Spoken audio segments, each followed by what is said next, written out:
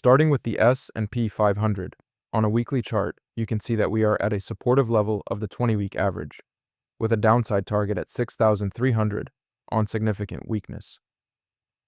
Friday was interesting in that the entire bounce was faded, and VVIX ended the days at the highs. Caution going out into next week appears warranted.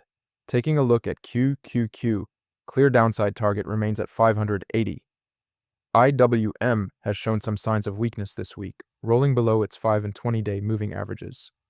Standout index at the moment is the Dow Jones, but even that is showing potential for some further downside to 488.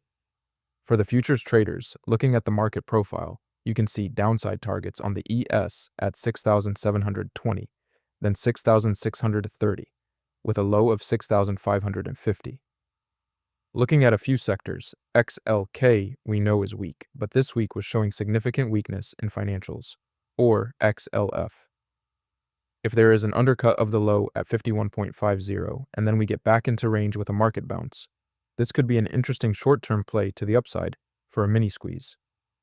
Clear standout sectors are healthcare, industrials, and energy, and focusing in here on market strength appears to be where money is being allocated.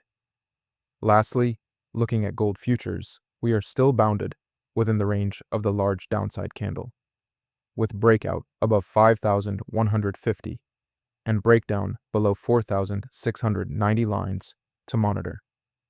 That's all for this week. Good luck to all and wish you much success.